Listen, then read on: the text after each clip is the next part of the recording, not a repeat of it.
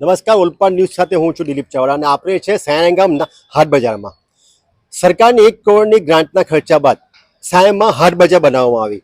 હાટ બજાર બનાવ્યા બાદ તમામ લારી ગલ્લાવાળાઓને અહીં જગ્યા ફાળવવામાં તો આવી, પણ યોગ્ય સુવિધા ન મળવા સાથે જ લારી ગલ્લાવાળા જ્યારે પણ અહીં ધંધો કરવામાં આવ્યા ત્યારે જ અન્ય લોકોએ મુખ્ય માર્ગ પર ફરીથી દુકાન કાર્યરત કરતા અહીં ગ્રાહકો ન આવતા તે લોકો બેકાર બન્યા છે.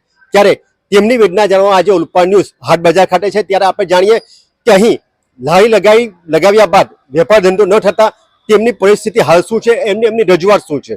જી રિંકલબેન, શું તકલીફ છે આપની હાટ બજારમાં દુકાન બાબતે? હાટ બજારમાં અમને અહીં મોકલા છે ખરા બેસવા માટે, પણ એટલું છે કે અહીંયા તો કોઈ ધંધો થતો નથી અને ધંધો કરવા માટે અમારે બહાર જવું પડે, કારણ કે બહાર બધા લાડી ગલ્લાવાળા ધંધો કરી જાય છે ફેરીમાં. એટલે અમારી એટલી જ વિનંતી છે સરપંચશ્રીને કે અમને પણ બહાર ગમે એક ગારો આપી દો, કાં તો પછી આ માર્કેટ ફૂલ કરો તો અમે અંદર બેસવા તૈયાર છે. અહીંયા કેટલા વર્ષથી ધંધો કરો છો અને શું પરિસ્થિતિ છે? ધંધો ચાલે છે, નથી ચાલતો? અમે 3 વર્ષથી અહીંયા ધંધો કરીએ છીએ, કલાકે માન એક ગ્રાહક આવે છે તે બી 50 થી 100 રૂપિયાનો ગ્રાહક આવે, આખા દિવસે 500 રૂપિયા ધંધો પણ નથી. મતલબ ધંધો ન ચાલવાથી તમે લોકો મુખ્ય માર્ગ પર જવા માંગો છો? હા, ધંધો ન ચાલવા માટે મુખ્ય માર્ગ પર જવા માંગીએ છીએ. આપણી સાથે અન્ય બહેનો પણ છે, આપણે જાણીએ. તમે કેટલા ટાઈમ થઈ ગયા છો? 3 વર્ષથી અહીંયા ધંધો કરીએ છીએ, પણ અમારે સાંજે 10 રૂપિયા બી ઘેરે લઈ નહીં જવાય એવી પરિસ્થિતિ છે. તો મતલબ અત્યારે તમે હાટ બજારમાં છો કે બીજી જગ્યા પર દુકાન કરે છે? હા, બ્રિજની નીચે બેઠા છે, પાણી ભરાઈ ગયું, બહુ ગંદકી, એટલે બ્રિજની નીચે બેઠા. હાટ બજારમાં ધંધો નથી થતો, તમારા ધંધો ન થવાને કારણે તમે અન્ય જગ્યા માંગો છો કે તેનું બીજું કોઈ કારણ છે? ના, ધંધો નહીં થવા માટે અન્ય જગ્યા માંગીએ છીએ. તમારું શું કેવું છે? ભવાની માર્કેટમાં પહેલી વાત તો કે ગંદકી જ બહુ છે, ગંદકી બહુ છે ને ઠેર ઠેર ઢગલા કપડાના પડેલા છે અને ધંધો થતો નથી. કે ધંધો થતો નહીં. 3 વર્ષથી અમે એમ જ બેસેલા છે ને બીજા રોડ પર આવીને દુકાન ખોલીને બેસી ગયેલા છે. તો અમારે એ જ વિનંતી છે સરકારશ્રીને કે આ બજાર ભરો, કાં તો અમને ત્યાં ઓવરબ્રિજ નીચે એક ગાળો આપી દો, બીજું કઈ નહીં. અત્યારે 3 દિવસ પહેલા પંચાયતમાં કઈ મીટિંગ થઈ હતી, તેમાં શું નિર્ણય લેવાયો?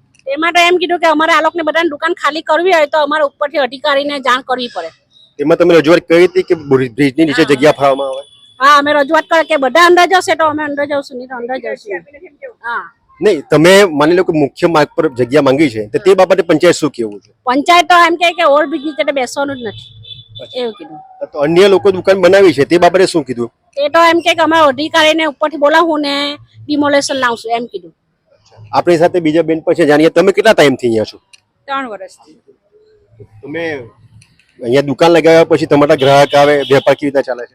કોઈ ગ્રાહક આવતું નથી. માંડ કલાકે એક આવે છે ને અમને 11 જણને જગ્યા ફાળવેલી છે, એમાં અમે 3 વર્ષથી 5 જણ ધંધો કરીએ છીએ. અન્ય લોકો અહીંયા નથી તે બાબતે કોઈ વાર તમે કીધું કે અન્ય લોકોને પણ? અમે 5 થી 6 વાર પંચાયતમાં ગયા છે. પંચાયતનું શું કેવું છે? એક વાર પછી કોઈ દિવસ આવ્યા નહીં. સરપંચ સાહેબ અમારી માર્કેટમાં જોવા આવ્યા નથી. તમને સરકાર તરફથી જગ્યા ફાળવવામાં આવી, ત્યાર પછી તમને અહીંયા કોઈ અધિકારી કે પંચાયત તરફથી કોઈ પણ કહેવાય એવું કે તમને શું પરિસ્થિતિ છે? કોઈ નહીં. તમને વેપાર ધંધા ન ચાલતા હોય તે બાબતે કોઈ ધ્યાન આવ્યું? કોઈ જ નહીં. તમે 3 વર્ષથી કેટલા રૂપિયાનો ધંધો અહીંયા કર્યો? બહુ બધો માન અમારો ફ્રૂટનો ધંધો છે, રોડ પર ચાલવો જોઈએ. તેના જગ્યાએ અંદરના કોઈ ગ્રાહક નહીં આવે તો માન 500 રૂપિયાનો ધંધો થાય આખા દિવસમાં. તો અમારો માલ તો ફ્રૂટનો મોંઘો હોય એટલે દુનિયાનો બગાડ થાય. એ પરિસ્થિતિમાં અમને બહાર જ જગ્યા જોઈએ. માની લો કે બહાર જગ્યા નથી આપતા તો પાછા તમે હાટ બજારમાં જ આવા કે પછી? અમે તો એક જ માંગણી કરેલી છે કે અમને બહાર જગ્યા આપો, નહીં તો અમે ભવાની માર્કેટમાં બેસવાના નથી. તમે 3 વર્ષથી છો તો 3 વર્ષમાં જેમને જગ્યા ફાવે છે તો અન્ય કોઈ અહીંયા આવ્યું એવું કે ધ્યાનમાં? કોઈ આવ્યું નથી. 3 વર્ષમાં કોઈ, અમે કેટલી વાર રજૂઆત કરી અંદર પંચાયતમાં ગઈને, પણ કોઈ અહીંયા જોવા આવ્યું નથી ને કોઈએ પૂછ્યું બી નથી. આ આટલા બધા પાણી ભરાઈ ગયા, અમારો માલ કેટલો બગડો તે બી કોઈ જોવા આવ્યું નથી કે તમે કઈ પરિસ્થિતિમાં છો. પાણી ભરાઈને નુકસાન થયું એનું કોઈ વળતર મળ્યું તમને? કોઈ નહીં. કોઈ પૂછવા નથી આવ્યું, કોઈ જોવા પણ નથી આવ્યું. નુકસાનીનું કોઈ સર્વે થયું ખરું? કઈ નહીં. હાટ બજારમાં અત્યારે સાફ સફાઈ નું શું છે? અહીંયા સાફ સફાઈ થાય છે? તમે જોયું? હા, પાવડર નાખેલો છે, બીજું કઈ નહીં કર્યું. રાતે બધા ભિખારી લોકો અહીંયા સ્ટેશન પરથી અહીંયા સુવા માટે દારૂ પીને અહીંયા બેસે. સુરતના પીટેલા હોઈ જાય છે અહીંયા દારૂ પીને. બધી માર્કેટ દારૂ પીટેલાથી જ ભરેલી છે. અહીંયા એકલા મજૂરી જ કરી રહ્યા છે, કોઈ જ નથી ને. હાટ બજારમાં જે અત્યાર સુધી દુકાન લગાવીને વ્યવસાય કરતા આવ્યા છે એવી બહેનોએ આપણને કીધું કે 3 વર્ષથી એ લોકો હાટ બજારમાં દુકાન લગાવે છે પણ ગ્રાહકો નથી આવતા. ગ્રાહક ના આવવાને લીધે તેમનો ધંધો બગડે છે, માલ સામાન નુકસાન થાય છે, તેથી કહીને લોકો દેવાદાર બન્યા છે. જ્યારે વરસાદનું પાણી ભરાતા તેમને આર્થિક નુકસાન થયું તેનું પણ આજ દિન સુધી સર્વે નથી થયું કે સરકાર તરફથી આપવામાં આવેલી કેશ ડોલનો લોકોનો લાભ નથી મળ્યો. આટલું જ નહીં પણ જ્યારે બજારમાં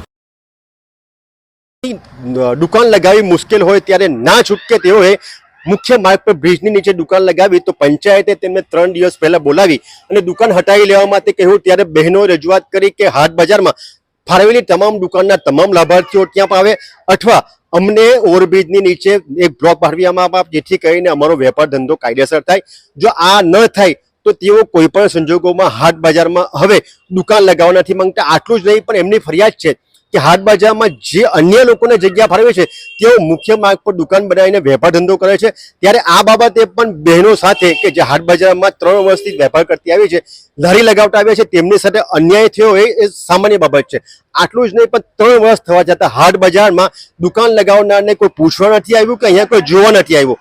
આટલું જ નહીં પણ હાટ બજારની હાલની પરિસ્થિતિ એવી છે કે કરોડ રૂપિયાના ખર્ચે બનેલી હાટ બજાર એ ઉકરદો બની ગઈ છે.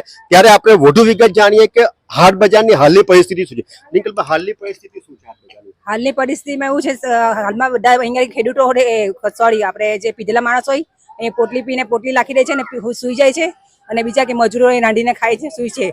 એટલે મજૂરો માટે અહીંયા આરામગૃહ બની ગયું છે, પણ હાટ બજાર લાગતી નથી અહીંયા. તમે કેટલા ટાઈમથી ગયા? 3 વર્ષ. તમને કોઈ સરકાર તરફથી કોઈ નહીં. હા, અત્યારે તમે ક્યાં છો? અત્યારે બજારમાં જ છે અમે. તો તમારી શું માંગણી છે? બજારમાં રહેવું છે કે હાટ બજારમાં? અમે બજારમાં જ રહેવું છે. જો સરકાર તરફથી બજારમાં જગ્યા આપવાનું ના પાડવામાં આવે તો હાટ બજારમાં પાછા આવશો? ના, એ નહીં આવવાનું. અમે ત્યાં જ બેસવાના. 4 રસ્તા પર જ જગ્યા મળે. પણ આખી માર્કેટ તમે ફૂલ કરો, બધાને જે બોલાવો ત્યાર પછી અમે એ લોકો આવે એની પાછળ અમે તરત તૈયાર છીએ. અમે ના નથી પાડતા. નવેસરથી નંબર પાડો. આ નંબર તો ખોટા જ પાડેલા છે, કારણ કે જે નથી વેચતા તેને બજારમાં બેહેલા છે, જે વેચતા છે તેને પછાડી બેહેલા છે. એટલે જનતા નંબર પાડો, બીજા કોઈ નહીં. બનાવી તે પણ રોડની સાથે જ છે. ધંધો રોડની સાથે જ થાય. આ અંડર ની થાય. આ કબ્રસ્તાન છે, એના લીધે અમે નુકસાનમાં પડ્યા.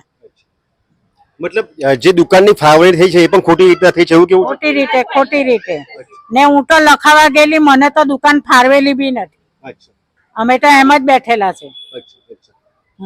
તો બી અમે 3 વર્ષ તસ્તી વેઠી, અમને નથી ફાળવી. તો લખાવા ગયેલી તો બી ના પાડી કે તમારા ફ્રૂટ વાળાની નહીં, શાકભાજી વાળાની. ને શાકભાજી વાળા ફ્રૂટ વેચે તે ચાલે ને અમે વેચીએ તે નહીં ચાલે. તે મારી દુકાન ની ફાળવેલી. હું આજે 40 વર્ષથી આ ધંધો કરું છું, આજની નથી કરતી. એટલે મારી માંગણી આ જ છે. નહીં, હવે હાટ બજારમાં આપણે જાણ્યું કે આ વખતે વેદના ખૂબ ગંભીર છે. જો ધંધો કરવો છે હાટ બજારમાં તો વહીવટી તંત્રને પૂરેપૂરી સુવિધા આપવી પડશે. જો સુવિધા ન આપો તો અમને એ લોકોનું જીવન જીવવા માટે, વ્યવસાય કરવા માટે સાહેબ મુખ્ય માર્ગ પર જગ્યા આપવી ફરજિયાત છે. આટલું જ નહીં પણ આપણે સાંભળ્યું કે બહેનોનો આક્ષેપ છે કે હાટ બજારમાં જે પણ દુકાન માટે જગ્યા ફાળવવામાં આવી છે તે પણ ખોટી રીતના ફાળવવામાં આવી હોય. ખોટી રીતે ફાળવેલી જગ્યાના કારણે જ તેઓ હાલ દેવાદાર છે ને લોકોનો વેપાર ધંધો નથી ચાલતો. ત્યારે એ લોકો મક્કમ છે કે જો પંચાયત કે વહીવટી તંત્ર દ્વારા ઓવરબ્રિજની નીચે તેમને જગ્યા ફાળવવામાં નથી આવતી તો એ લોકો કોઈ પણ સંજોગોમાં અત્યારબાદ હાટ બજારમાં પોતાની દુકાન લગાવવા નથી માંગતા. આટલું જ નહીં પણ હાટ બજારમાં દુકાન લગાવવા માટે પણ તૈયાર છે, પણ સરકાર તરફથી આપવામાં આવેલ તમામ લાભાર્થીઓ એક સાથે હાટ બજારમાં પરત આવે અને મુખ્ય માર્ગ પર જે પણ લારી ગલ્લાઓ લાગે છે કે જેને લઈને અહીં હાટ બજારમાં ગ્રાહકો નથી આવતા એ તમામ લારી ગલ્લાઓ વાળાને હાટ બજારમાં લાવવામાં આવે તો જ હાટ બજારનો જે પણ ધ્યેય હતો એ સર થાય. એ સામાન્ય રીતે કેવું ખોટું નથી. ત્યારે હાટ બજાર બાબતે અત્યાર બાદ વહીવટી તંત્ર શું નિર્ણય